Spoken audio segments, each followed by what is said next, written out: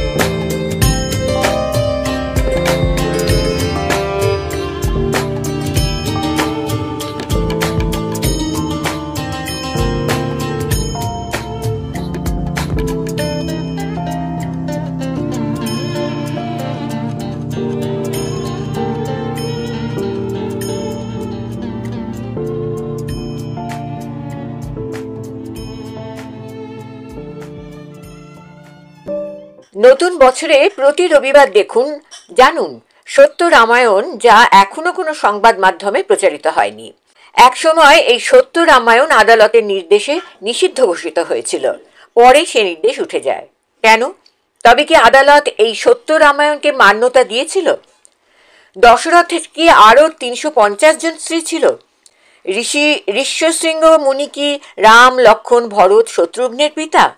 দেবী সরস্বতী কি কৈকেয়ীর দাসী মন্থরা? নারদের অভিশাপেই কি বিষ্ণুর মর্তে রাম হয়ে জন্মগ্রহণ? সীতা কি সম্মতি দিয়ে রাবণের সঙ্গে লঙ্কায় যান? রাম কি লক্ষ্মণকে হত্যা করতে চেয়েছিলেন? এমন অনেক অজানা তথ্য জানতে দেখুন সত্য রামায়ণ দিগদর্শন চ্যানেলে। প্রতি রবিবার রাত 10টায় প্রকাশিত হবে। লগ ইন করুন, সাবস্ক্রাইব, বেল আইকন ছুঁয়ে গ্রাহক হন।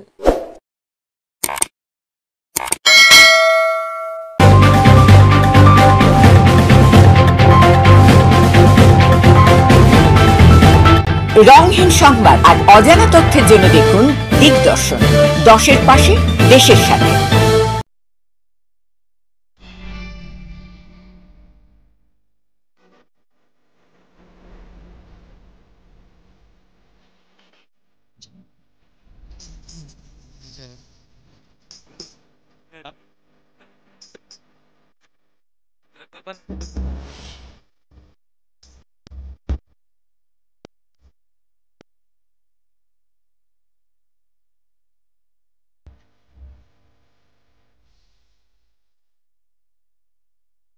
এবারকার সত্য রামায়ণের পর্ব 15তম।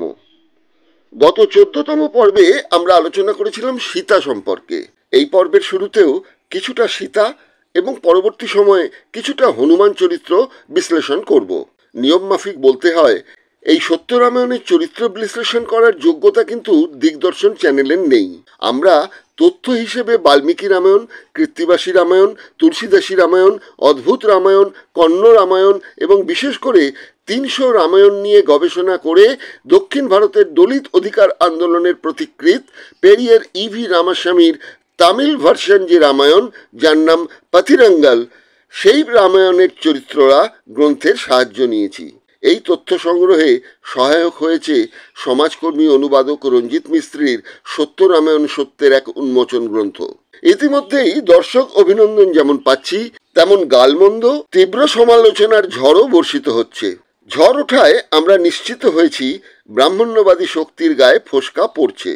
তাদের কাছে বিনীত অনুরোধ, দয়া করে মূল রামায়ণ হিসেবে যা স্বীকৃত সেই বাল্মীকি রামায়ণটা একটু পড়ুন। আম্বেদকরের বই, পড়ুন রঞ্জিত মিস্ত্রি অনুদিত রামায়ণ ও সত্যের উন্মোচন বইটি। মূল লেখক দলিত আন্দোলনের নেতা পেরিয়ার ইভি রামাস্বামী। অনেকেই জানতে চেয়েছেন পেরিয়ার সম্পর্কে। মনে রাখবেন, ভারতের সংখ্যাগুরু কিন্তু এসটি, এসসি, ওবিসি মানুষেরা, আর সত্যিকারের সংখ্যালঘু 15% হচ্ছে উচ্চবর্ণ, যার আবার 5% ব্রাহ্মণ। অথচ সবাইকে হিন্দু ধর্মের বলে মিথ্যা দাবিদার উচ্চবর্ণ এমন একটা ক্যামোফ্লেজ সৃষ্টি করেছে, যারা ভুক্তভোগী বাঙালিদের এক বিরাট অংশ ব্রাহ্মণ্যবাদীদের কাছে অপমানিত, লাঞ্ছিত হলেও নিজেদের হিন্দু বানানোর প্রতিযোগিতায় নেমে পড়েছেন। আম্বেদকরের মতোই সমাজে আর্থিক সচ্ছলতা থাকলেও নিম্নবর্ণ হিসেবে অনেক লাঞ্ছিত হয়েছেন পেরিয়ার। তিনি বুঝেছিলেন এই উচ্চবর্ণের শোষণের শিকড় রয়েছে তথাকথিত মহাকাব্যে।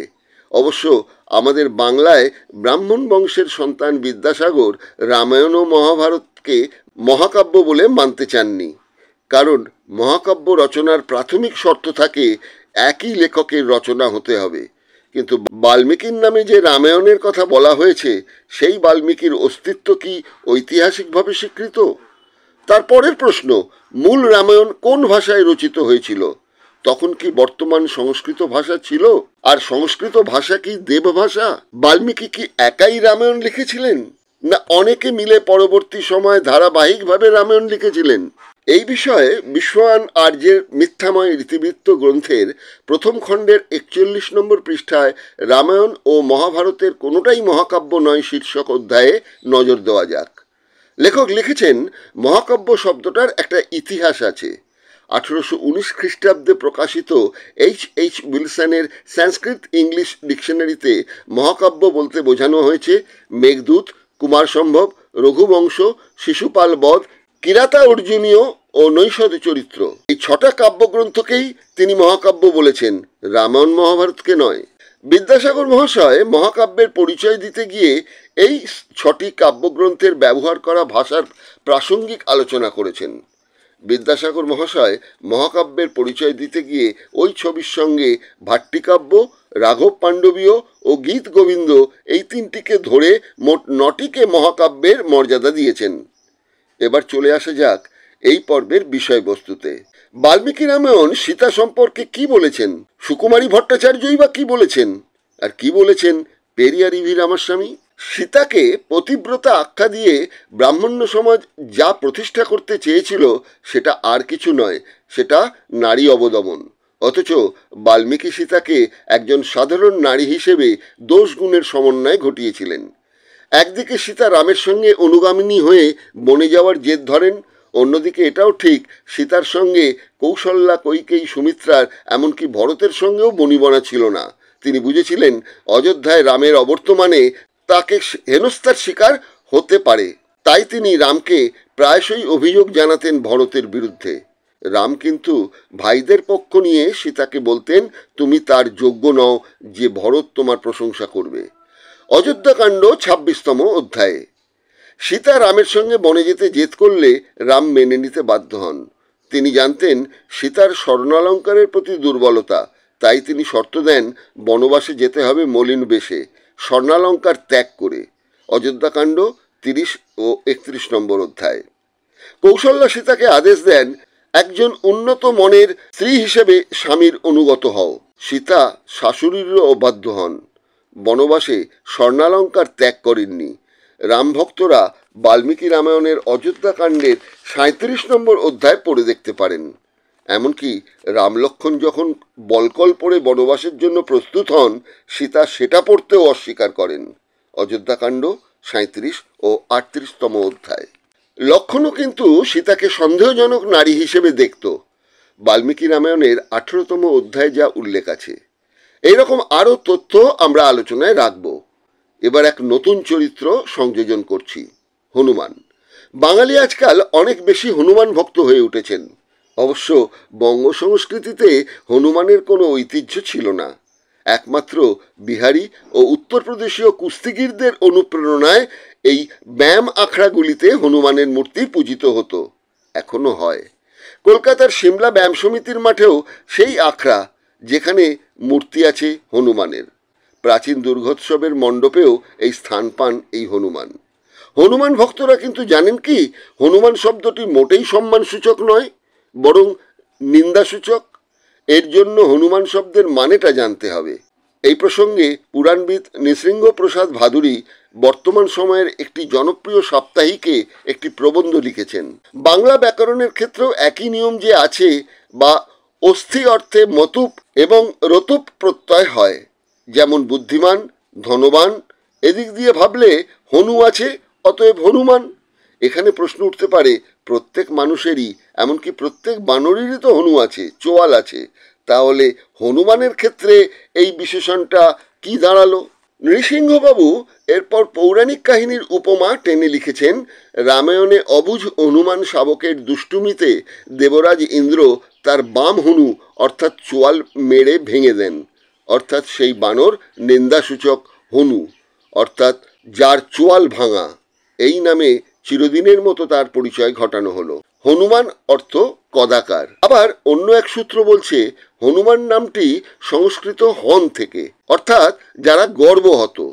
1911 সালে পুরাতাত্ত্বিক অফ ই পজিক্টার হনুমান সম্পর্কে বলেছেন, ঋগ্বেদে উল্লেখিত বৃষাকপি ও রামায়ণের হনুমন্ত উভয়ই গোদাবরী নদীর উপত্যকার বাসিন্দা। হনুমান দক্ষিণ ভারতের বাসিন্দা। রামায়ণের কিষ্কিন্ধা অঞ্চলকে বলা হয় বানরদের দেশ। কিষ্কিন্ধা এখন কর্ণাটকে। এটাও মনে রাখা দরকার, রামচন্দ্রকে বিষ্ণুর অবতার বলা হয়েছে, তার অনুগত সেবক হনুমানকে বলা হয়েছে শিবের অবতার, অর্থাৎ অনার্য দেবতার শিবকে বিষ্ণুর অনুগত করার সংস্কৃতি প্রতিষ্ঠিত করতে হনুমানকে শিবের অবতার বলা হয়েছে। সেই ট্র্যাডিশন মেনে আধুনিক যুগে রামকৃষ্ণকে বিষ্ণুর অবতার, একজন ব্রাহ্মণ সন্তান রামকৃষ্ণের অনুগত বিবেকানন্দকে শিবের অবতার বলা হয়েছে। ফিরে যাই হনুমান প্রসঙ্গে। হনুমানের জন্মকথায় বলা হয় তিনি পবনপুত্র হনুমান। তাহলে মহাভারতের ভীমও তো পবনপুত্র, তিনি তো হনুমান নন। পুরাণের গল্পে গরু যেমন গাছে ওঠে, সেটা লক্ষ্য করুন। হনুমান কেশরী নামে এক ধার্মিক বানরের শাপভ্রষ্ট অপ্সরা স্ত্রী অঞ্জনার সন্তান। তবে এই সন্তান অঞ্জনা স্বামীর কাছ থেকে নয়, লাভ করেছিলেন পবনদেবের কাছ থেকে। বেদের যুগ থেকেই বায়ু দেবতার অস্তিত্ব রাখা হয়েছে, অর্থাৎ আর্য সন্তান, আর সেই যুগে আর্য সন্তানের যে কোনো বর্ণের নারীগমন ছিল অধিকার। অনার্যের প্রতি আর্যের কর্তৃত্ব বাল্মীকি না দেখালেও এই মহান কর্তব্য পালনে ব্যস্ত ব্রাহ্মণ সন্তান তুলসীদাস ও কৃত্তিবাস দুজনেই খোদার ওপর খোদকারি করে বাল্মীকি যা লেখেনি, সেই হনুমান চরিত্রকে দিয়ে বহু অলৌকিক পরিচয় দেখিয়েছেন। সবচেয়ে বড় উদাহরণ ওই বুক চিরে রামলক্ষণ ও সীতা দেখানো, বাল্মীকি রামায়ণে যা পাবেনই না। সবচেয়ে মজার কথা, একটি সূত্রে বলা হয়েছে বাল্মীকি রামায়ণের আদি কবি নন, রামায়ণের প্রথম রচয়িতা হনুমান। হনুমান যে কোনো নামানব নয়, এক আদিবাসী সম্প্রদায়। আর্যরা নিন্দাসূচক অর্থে বানর বলতো, এখনও আমরা নিন্দাসূচক অর্থে বাঁদর শব্দ ব্যবহার করি। দুষ্টুমিকে বলি বাঁদরামি। রবীন্দ্রনাথ ঠাকুর বিশ্বভারতী থেকে প্রকাশিত সাহিত্য সৃষ্টি প্রবন্ধে 103 পৃষ্ঠায় লিখেছেন, রামচন্দ্র বানরগণকে অর্থাৎ ভারতবর্ষের আদিম অধিবাসী দিগকে দলে লইয়া বহুদিনের চেষ্টায় ও কৌশলে এই দ্রাবিড়দের প্রতাপ নষ্ট করিয়া দেন। এই কারণেই তাহার গৌরব গান আর্যদের মধ্যে প্রচলিত হইয়াছিল। আরেকটা বিষয় দেখার, রামায়ণের সব চরিত্র যেহেতু ধরাধামে, প্রত্যেকেরই মৃত্যু হয়েছে, কিন্তু হনুমানকে অমর করা হয়েছে। আজও নাকি যেখানে রামগান হয়, হনুমান নাকি ছদ্মবেশে সেখানে হাজির থাকেন। ইদানিং তিনি স্থায়ীভাবে অযোধ্যায় রাম মন্দিরের কাছে আস্তানা করেছেন কিনা সেটা জানা নেই, তবে দেশের প্রধানমন্ত্রী আমেরিকার প্রাক্তন প্রেসিডেন্ট ওবামার হাতে একটি হনুমান মূর্তি ও হনুমান চালিসা বই তুলে দিয়েছিলেন। আমরা বরং এখন সত্য রামায়ণ এক সত্যের উন্মোচন গ্রন্থের লেখক অনুবাদক রঞ্জিত মিস্ত্রির সঙ্গে একটু সীতা ও হনুমান প্রসঙ্গে আলোচনাটা সেরে নিই। বলুন দাদা। নমস্কার, সুপ্রভাত। আবার সত্য রামায়ণের 15তম পর্বে। 15তম পর্ব এসে গেল আমাদের। হ্যাঁ, তো এই পর্বে আমাদের আলোচনা আগের সপ্তাহেই বলেছিলাম যে সীতার কিছুটা অংশ বাকি ছিল এবং হনুমান, এই দুজনকে নিয়ে আমরা আমাদের আলোচনাটা রাখবো। সীতার প্রথম দিকের বনবাসের যাওয়ার খবরটা তো আমরা পেয়েছি, আপনার যেটা রামায়ণ এক সত্যের উন্মোচন বইয়ে আপনি যেখানে বিভিন্ন বিশ্লেষণ করেছেন, যেভাবে পেরিয়ার করেছেন তার বঙ্গানুবাদ করতে গিয়ে, সেখানে আপনি 62 নম্বর পৃষ্ঠা থেকে প্রায় আপনি আমার কাছে যা হিসেব দেখছি প্রায় 37, 38, 39, 40 খানা আপনি পয়েন্ট জুড়েছেন সীতা সম্পর্কে। সেখানে আমি এবার বলছি যে সীতা রামের সঙ্গে তো বনবাসে গেলেন, সেই সময় প্রতি মুহূর্তে দেখতে পাচ্ছি আপনি লিখেছেন যে লক্ষণ যখন রাম সীতাকে না দেখে মাঝে মাঝে উদাস হতেন, এই সময় লক্ষণ তাকে বলতেন, তুমি এক সাধারণ স্ত্রীর জন্য অস্থির হচ্ছ কেন? এটা লেখা আছে, সীতা এক সন্দেহপ্রবণ নারী। লক্ষণ এ কথা বলতেন কেন? অ্যাকচুয়ালি যেটা দেখা যায় নারীদের প্রতি যে একটা থাকে, হীনমন্যতা থাকে, সেটা লক্ষণের মধ্যেও ছিল। লক্ষণ যতই সীতাকে বড় মহান কিংবা তার বৌদি কিংবা বলে সম্বোধন করতো, বলা হয়েছে পায়ের দিকে তাকিয়ে থাকতেন, কোনোদিন মুখের দিকে তাকাননি সীতা। তো এটা কন্ট্রাডিক্টরি, ওদের যে পুরুষদের মধ্যে যে কন্ট্রাডিক্টরি থাকে, সামনে কিছু একটা করা, পিছনে আর একটা কিছু। সীতার কতগুলো বক্তব্যই মাঝে মাঝে প্রকাশ পায়, লক্ষণও তাকে সেইভাবে দেখতো না যেভাবে বর্ণনা করা হয়েছে। এটাও আবার প্রমাণ পাওয়া যায়। যেমন উনি তিরস্কার করতেন যে তুমি আমাকে দেখে করতে চাও, ওই জন্য তুমি আমার কাছে বসে থাকো, তুমি রামকে বাঁচাতে যাচ্ছ না। যখন স্বর্ণ হরিণের পেছনে ধাওয়া করলেন। আচ্ছা আচ্ছা, এখন যে কথাটা বলছি সেটা হচ্ছে যে এই যে রাম চলে গেলেন স্বর্ণমৃগের সন্ধানে সীতার আবদার মেটাতে, প্রত্যেক স্বামীরই এটা কর্তব্য স্ত্রীর আবদার মেটাতে, ভালো কথা। তারপর লক্ষণ পাহারায় ছিলেন সীতার। তারপর লক্ষণকে যখন কটূক্তি করতে সীতা শুরু করলেন, তখন লক্ষণ বাধ্য হয়ে গেলেন রামের খোঁজে। সেই সময় কৃত্তিবাসী বা তুলসীদাসী রামায়ণে বলা হচ্ছে তিনি নাকি একটা লক্ষণ গণ্ডি এঁকে দিয়ে গিয়েছিলেন, যার উল্লেখ তো বাল্মীকি রামায়ণে নেই। না, নেই। বাল্মীকি রামায়ণ তেমন কিছু নেই, কপিতে ছিল, লক্ষণ তাকে পাহারা দিচ্ছিল, সেখানে এই পর্যন্ত। কিন্তু লক্ষণ রেখা টানার যে গল্প ভীষণ পপুলার হয়েছে, সেরকম কত মূল রামায়ণে বাল্মীকি সে কথা তো উল্লেখই করেন, কোথাও নেই। আচ্ছা, এবার আমরা চলে আসছি সরাসরি হরণ পর্বে। আমরা জানছি যে বলা হয়েছে যে রাবণ ব্রাহ্মণের ছদ্মবেশে এসে তার কাছে ভিক্ষা চাইলেন। এই ভিক্ষা চাইবার সময় নাকি সীতার সৌন্দর্যের অনেক বর্ণনা রাবণ দিয়েছেন, তাতে প্রত্যেক মেয়েরা যেমন সৌন্দর্যের বর্ণনা করলে একটু দুর্বল হয়ে পড়েন, এক্ষেত্রেও নাকি সীতা একটু দুর্বল হয়ে পড়েছিলেন, আর সেই সুযোগেই নাকি রাবণ তাকে হরণ করেছিলেন। এটাও একটা জায়গায় লেখা হয়েছে, যেটা আছে বাল্মীকি রামায়ণে। সৌন্দর্য দেখে তার প্রতি মুগ্ধ হয়ে গেল রাবণ, তার প্রতি অগ্রসর হলো। সে সীতাকে, সে তার স্তনদ্বয় জাদু ভরা জানুর প্রশংসা করতে লাগলো। আচ্ছা, এটা ওখানে আছে। আচ্ছা, প্রশংসা শুনে সীতারও একটা প্রতিক্রিয়া হলো। সীতাও তার নিজের বয়সটাকে রোকালো। সীতা তার সে এত একজন রাজা তার কাছে মহান লোক হয়ে গেল, কিন্তু সঙ্গে সঙ্গে যখন সে জেনে গেল যে এটা তো রাক্ষস রাজা, তখন তাকে আবার অন্যভাবে দেখা শুরু করলো। হ্যাঁ, কারণ আপনি এখানে যেটা লিখেছেন 25 নম্বর পয়েন্টে, সেটা হচ্ছে সীতা রাবণকে তখন অপছন্দ করা শুরু করলো। তখন রাবণ বললেন, আমি তো রাক্ষসদের প্রধান রাবণ, লঙ্কার রাজা। 26 নম্বরে আপনি লিখছেন, রাবণ যখন নিজের বাহুতে জড়িয়ে সীতাকে নিয়ে যাচ্ছিল, তখন সীতা অর্ধনগ্ন ছিল, তথা নিজের শরীরের ওপর অংশের কাপড় নিজেই সরিয়ে দিল।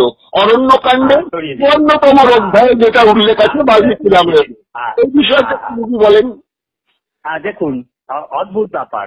একদিক থেকে সে ও রাবণ একজন রাক্ষস রাজা বলে কি করছে, কিন্তু যখন তাকে বাহুতে নিয়েছে অমন একটা পুরুষ, তখন দেখুন জঙ্গলে থাকাকালীন রামের সঙ্গে যে সম্পর্ক ছিল, তোমার যেই ছিল, সেটা আমার যতদূর এখানে জানা যায় তাতে সেই যে যৌনতার সম্পর্ক, সে যে যৌন সব পাওয়ার ব্যাপারটা সেটা অনেক কম ছিল বলে এমন একজন পুরুষের কাঁধে চড়ার পরে তার মধ্যে একটা জেগে যাওয়া স্বাভাবিক, সেটা জেগে গেছিল।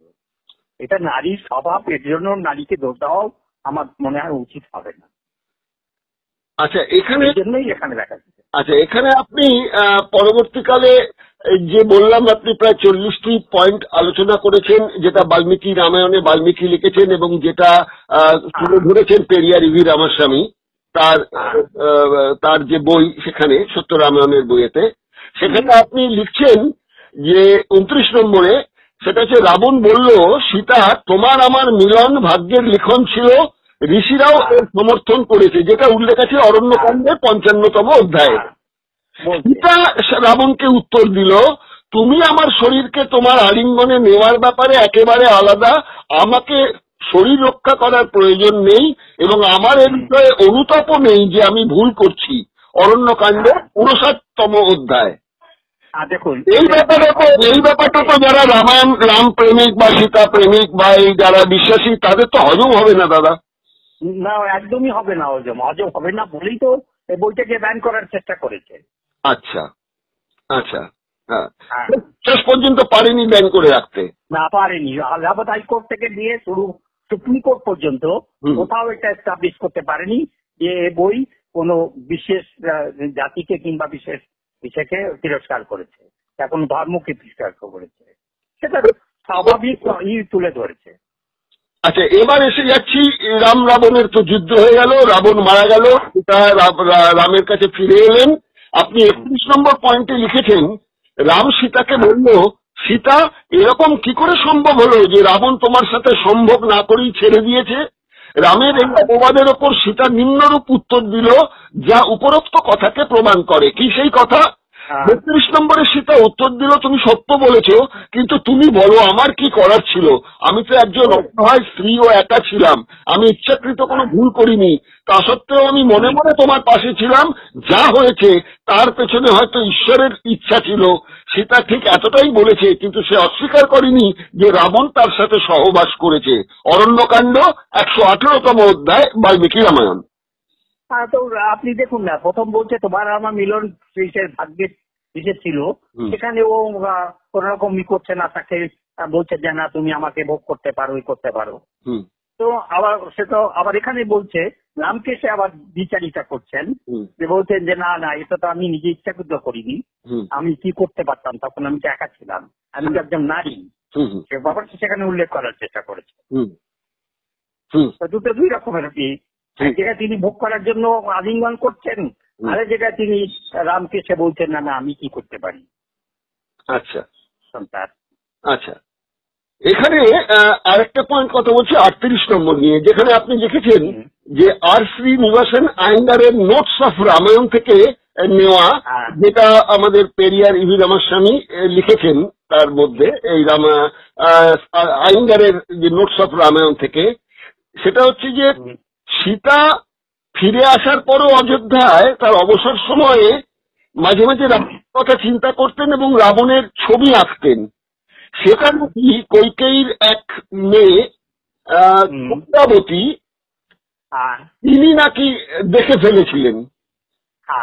তো দেখে ফেলে রামকে নিয়ে এসে দেখিয়েছিলেন যে দেখো সে একজন পরপুরুষের ছবি আঁকছে। তখনই রামের সন্দেহটা নাকি আরো বেড়ে গিয়েছিল। এই প্রসঙ্গটা বেড়ে গিয়েছিল।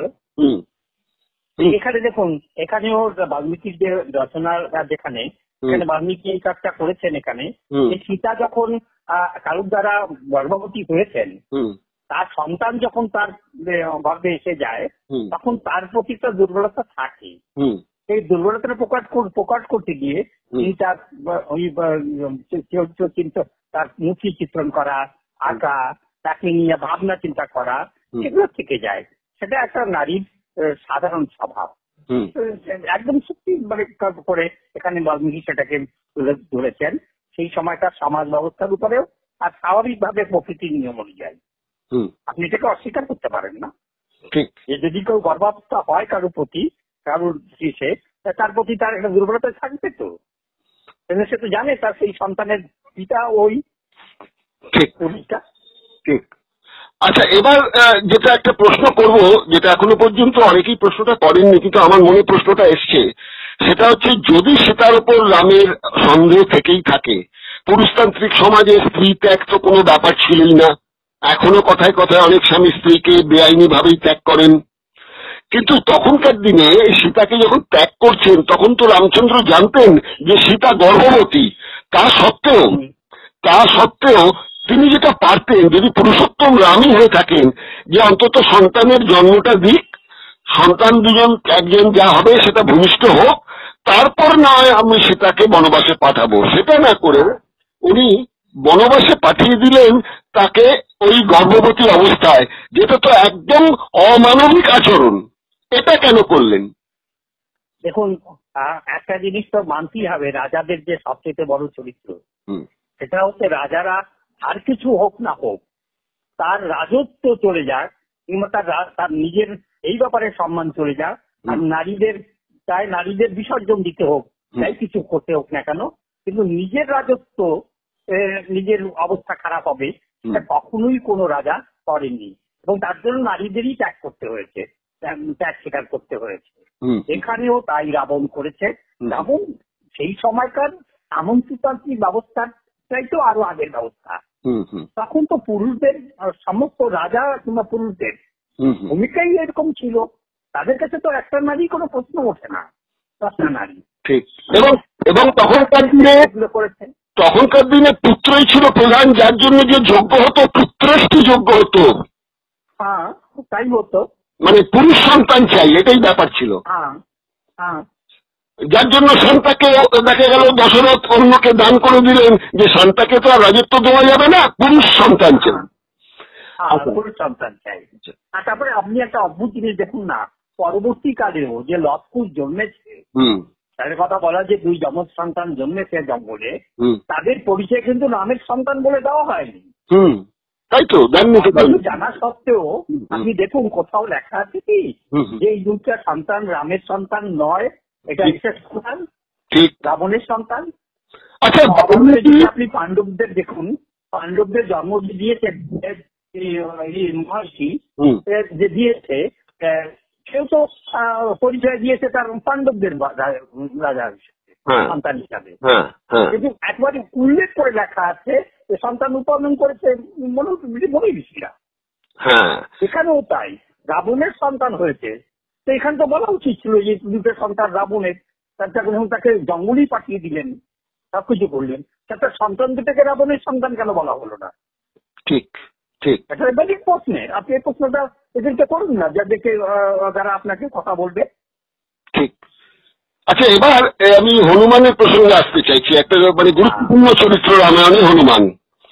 সেখানে আপনি একটু আগে যেটা বললেন সেটা হচ্ছে ম্যাক্সিমাম ক্ষেত্রে দেখা গেছে যে স্বামী থাকতেও মুনি ঋষিরাও তাদের এই রাজাদের স্ত্রীদের বা ক্ষত্রিয় যারা বড় বড় ছিলেন তাদের স্ত্রীদেরও ভোগ করতেন। এবং শুধু তাই নয়, মুনি ঋষিদের যে পত্নী তাদের আবার ঈশ্বররাও ভোগ করতেন। এবার হনুমানের প্রসঙ্গে চলে যাচ্ছি, সেটা হচ্ছে যেটা প্রথম পরিচয় হনুমানকে আমরা বলে থাকি পাবন পুত্র হনুমান।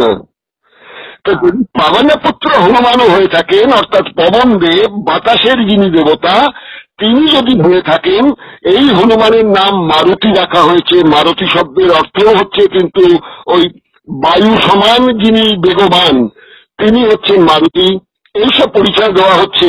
আবার যখন ইতিহাসে মানে ওই গল্প কাহিনীতে যখন ঢুকছি তখন দেখছি বলা হচ্ছে যে তিনি বানররাজ কেশরীর পুত্র অঞ্জনার গর্ভজাত সন্তান। কিন্তু যদি কেশরীর সন্তান হয়ে থাকে, কেশরী পুত্র বলা হয়, তাহলে কেশরী পুত্র না পবন পুত্র? বলা হচ্ছে তো যে পবনই নাকি আমাদের অঞ্জনা যিনি ছিলেন, যিনি একজন আগে অপ্সরা ছিলেন, পরে শাপগ্রস্ত হয়ে তিনি পৃথিবীতে আসেন, এবং স্বামী থাকতেও তাহলে এই পবনের সঙ্গে তাকে শয্যা সঙ্গিনী হতে হলো কেন? দেখুন, যদি আপনি দেখেন মানে যদি হনুমানের স্বাভাবিক চরিত্র দেখেন কিংবা সীতার যে সেখানে দেখবেন যে ও হাওয়ায় উড়ে যাচ্ছে, গিয়া গন্ধমাদন পর্বত নিয়ে চলে আসছে, এই সবগুলো কিন্তু চরিত্রগত ভাবে সে একজন হাওয়ার কোন দেবতা তার সন্তান রূপে প্রমাণ করার চেষ্টা করেছে সব জায়গায়। হনুমানকে কিন্তু এইভাবেই, হনুমানের যে মানে ঐতিহাসিক ভাবে যে বেদ থেকে কিংবা বাকি থেকে যেখানে নিয়েছে সেখানেও কিন্তু এইটা হনুমানকে যে বর্ণনা করা হয়েছে সেটা পবনের পুত্র, মানে হাওয়ার কোন পুত্র কিংবা হাওয়ার কোন সন্তান হিসাবে, যেমন করা হয়েছে বেদের যে বৈদিক দেবতা বায়ু দেবতা তার সন্তান, এটা। আবার একটা মজার জিনিস দেখুন, বলা হচ্ছে যে হনুমানের আরো 5 জন ভাই ছিল, নাম হচ্ছে মতিমান, শ্রুতিমান, কেতুমান, জাতিমান ও ধৃতিমান। তাহলে এরা সব বলা হচ্ছে কেশরী পুত্র, কাউকেই কিন্তু আর পবনপুত্র বলা হয়নি। কৃষ্ণপুত্র খালি একমাত্র হনুমানকেই পবন পুত্র বলেছে। যদি পবন পুত্র তাহলে শুধুই হনুমান, বাকিরা সব কেশর পুত্র। সুতরাং কেশর যে তার পৌরসত্ব ছিল না, তাই জন্য দেবতারা দয়া করে করেছেন, সেটাও বলা যাবে না। না, বলা যাবে কি করে? দুটোর সঙ্গে কোনো মিলই হচ্ছে না, কন্ট্রাডিক্ট করে যাচ্ছে এটা। যখন কন্ট্রাডিক্ট করে যাচ্ছে তখন এটা কোথা থেকে নাও হয়েছে সেটার একটু ঐতিহাসিক জায়গাটা খুঁজে বের করতে হবে, তখন সেটা নিয়ে সেইভাবে আলোচনা করা যেতে পারে। আচ্ছা, আপনি আপনার যে হনুমান বিষয়ে পেরিয়ার রামাস্বামী যেটা বলেছেন, যেটা বঙ্গানুবাদ করতে গিয়ে আপনি 73 পৃষ্ঠায় 2টো পয়েন্ট দিয়েছেন। একটা পয়েন্ট দিয়েছেন যে অন্যায়ভাবে লঙ্কায় আগুন লাগিয়ে পুড়িয়ে দিয়ে অসহায় নির্দোষ অনেক মানুষকে বধ করেছে, এইভাবেও অনেক করেছে। মানে শত্রু ছিল তো রাবণ, লঙ্কার যারা মানুষ তাদের সঙ্গে তো কোনো শত্রুতা ছিল না। তার লেজের আগুন দিয়ে তিনি যে লঙ্কা মানে ছাড়খাড় করলেন, এটাকে আপনি বলতে চেয়েছেন যে এটা মানে মানবিক জায়গা থেকে উনি এটা একটা গহীর অপরাধ করেছেন। এখানে যেটা বাল্মীকি যেটা দেখাতে চেয়েছেন কিংবা এটা যে হয়েছে সেটা হচ্ছে এইটা যে পুরা রাজ্যটা, সিনল যে রাজ্যটা, এই রাজ্যটা ছিল বুদ্ধিস্ট সম্প্রদায়, বুদ্ধিস্টের অনুরাগী, এবং ওখানকার যে রাজা ছিল তাদের প্রতি এই মানে আর্যদের একটা ক্ষোভ ছিল।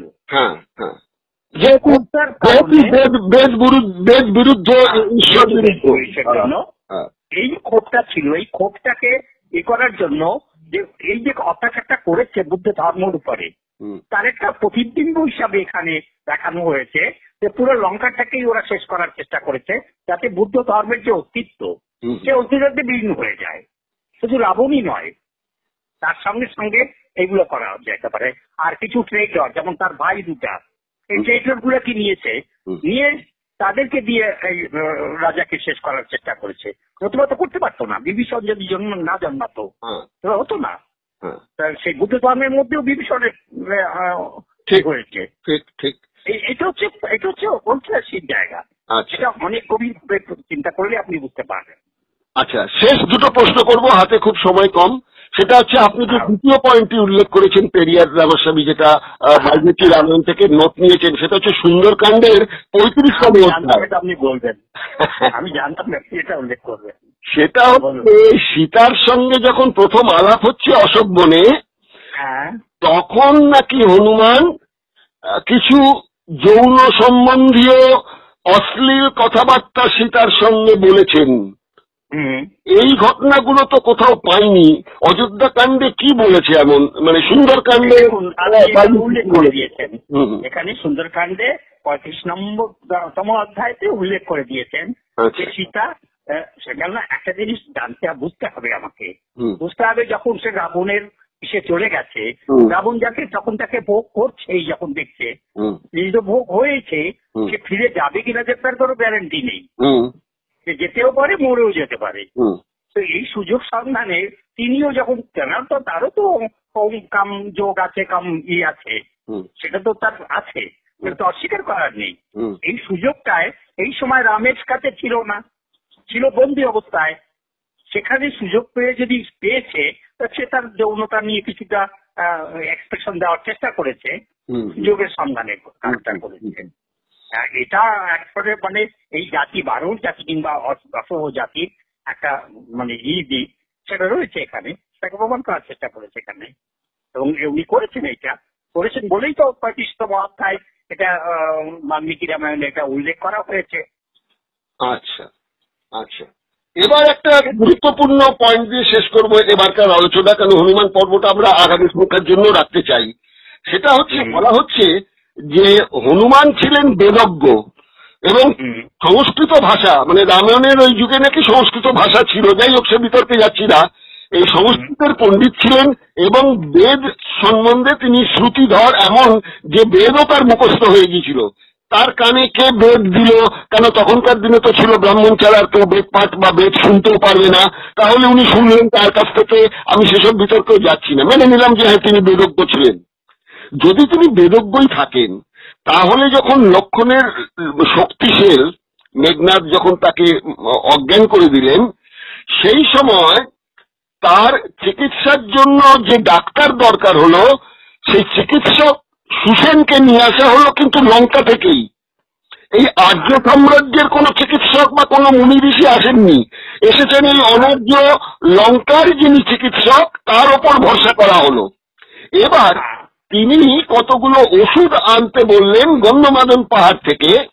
সেই ওষুধগুলো যেগুলো আনতে দিয়েছিলেন সেটা হচ্ছে গিয়ে মৃত সঞ্জীবনী, বিশল্যকরণী, সুবর্ণকরণী এবং সন্ধানী।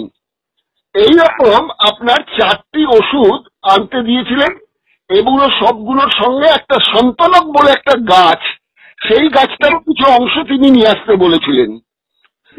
তাহলে এই গাছগুলো যে ওই গন্ধমাদন পাহাড়ে আছে, সেই তো উনি বলে দিয়েছেন সুসেন, গন্ধমাদনে উড়েও গেলেন আমাদের হনুমান, কিন্তু তিনি ওষুধগুলো চিনতে পারলেন না, তিনি গোটা পাহাড়টাই কাঁধে করে নিয়ে চলে এলেন।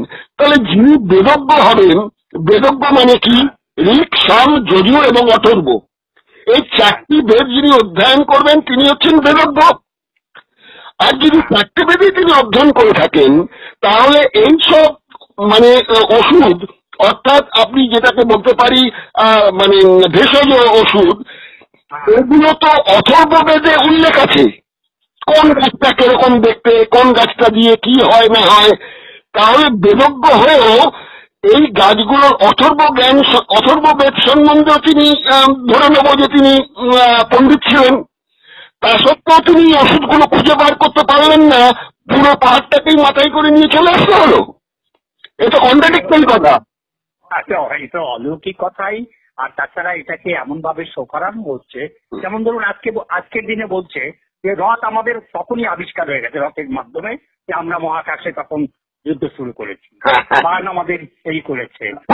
এই যে অলৌকিক গুলাকে দিয়ে মানে ধর্মীয় ইসে গুদগুদি দেওয়া, মানে এটাকে বলে অনেকটা করে মানুষকে বোকা বানানোর যে রাস্তা, সেটা এখানে করা হয়েছে। যদি বাস্তবের সঙ্গে কোনো মিল থাকতো, কল্পনা তো এটা অবশ্যই, যে কল্পনার জগতে মানুষকে যেভাবে মানে ঢুকিয়ে দেওয়া হয়েছে অন্ধকারের মধ্যে, তার এই তখনকার যে মানে মানুষের যে মানে মস্তিষ্ক, সেটাকে বিকৃত করার জন্য এই ধরনের কিছু কাল্পনিক জিনিস না ঢুকাতে পারলে, মানে অলৌকিক, যেটা আমরা সাধারণত ভাবতে পারবো না, যেটা করতে হবে, দেখাতে হবে, যাতে মানুষ যাতে বোকা তৈরি হয়। এটা তারই একটা অংশ বিশেষ, আর কিচ্ছু না। ঠিক। আচ্ছা, আমরা তো এই পর্ব আজকে এখানে শেষ করছি। আগামী পর্বে আমরা হনুমানের যেটা গুরুত্বপূর্ণ অংশ, সেটা হচ্ছে যে হনুমানকে বলা হচ্ছে যে তিনি ছিলেন ব্রহ্মচারী। আবার পাচ্ছি তিনি সূর্যের কন্যা সুবর্চনাকে বিয়ে করেছিলেন এবং তার এক সন্তানও ছিল, সে সন্তানের নাম হচ্ছে মকরধ্বজ। এইসব বিষয় নিয়ে আমরা কিন্তু এই হনুমান চরিত্রকে আর একটু চুলচেরা বিশ্লেষণ করব বাল্মীকি রামায়ণকেই অবলম্বন করে। বারবার আমি আমার দর্শকদের জানাতে চাইছি, কোনো কথা কিন্তু রঞ্জিত মিশ্রের নয়, কোনো কথা সুজিত চট্টোপাধ্যায়ের নয়, কোনো কথা কিন্তু আর কোনো তৃতীয় ব্যক্তির নয়। মূল রামায়ণ যেটা লেখা আছে, যেটা বলা হয়েছে বাল্মীকির নামে, সেটারই অনুবাদ করেছিলেন কিন্তু তামিল ভাষায় পেরিয়ার ইভি রামাস্বামী। আর সেই রামায়ণ থেকেই উল্লেখ করে যে বঙ্গানুবাদ হয়েছে তার থেকেই কিন্তু আমরা এই তথ্যগুলো আপনাদের কাছে পরিবেশন করছি। বিচারের ভার আপনাদের, বিশ্বাস অবিশ্বাস সবকিছু আপনাদের, কিন্তু এটাই বারবার বলতে চাইছি, যা যা আলোচনা করছি সব আলোচনার তথ্য সূত্র কিন্তু পেয়ে যাবেন বাল্মীকি রামায়ণে, তাই তো রঞ্জিত বাবু? হ্যাঁ, অবশ্যই তাই। আমি তো সেইখানেই সীমিত থাকবো, কারণ আমার অত বড় বিশ্বাস নেই যে আমি এ নিয়ে আরো বেশি কিছু করবো। এটা তো একটা উপখ্যান, এটার সন্দেহ নেই। ঠিক, অত নেই আমার যেখানে আছে, যেখানে আমি চেষ্টা করেছি বাংলার মানুষকে, বাঙালিদের মধ্যে এই যে ধারণাটা, ভুল ধারণাটা, সেটাকে কি করে ভাঙা যায় সেই জায়গা থেকে। অতএব আমার কনসেন্ট্রেশন কিন্তু শুধুমাত্র পেরিয়ারের ইভি রামাস্বামীর যে রিসার্চ পেপার, সেই রিসার্চ পেপারের উপরে বাল্মীকি রামায়ণের আমি সেইখানেই সীমিত থাকবো। আমি অন্য করছি, পড়াশোনা করছি, একটা আলাদা কথা, সেটা আমার জানার চেষ্টা করছি, আলাদা কথা। কিন্তু আপনার সঙ্গে যে আমার কথোপকথন, তার মূল হচ্ছে কিন্তু বাল্মীকি রামায়ণের এই সাক্ষী রামায়ণ হিন্দি থেকে তৈরি করার যে পুস্তক, তার আমি বাংলা অনুবাদ করেছি। সত্যের উন্মোচন, রামায়ণ এক সত্যের উন্মোচন, তার উপরে আমি কনসেন্ট্রেট করে আছি এবং এখানেই আমি স্থির থাকবো। আচ্ছা, অসংখ্য ধন্যবাদ রঞ্জিত বাবু। 15তম পর্ব এখানেই শেষ করছি। ঠিক আছে, ধন্যবাদ আপনাকে। আমি আপনার সঙ্গে আছি। নমস্কার, নমস্কার, অশেষ নমস্কার, নমস্কার।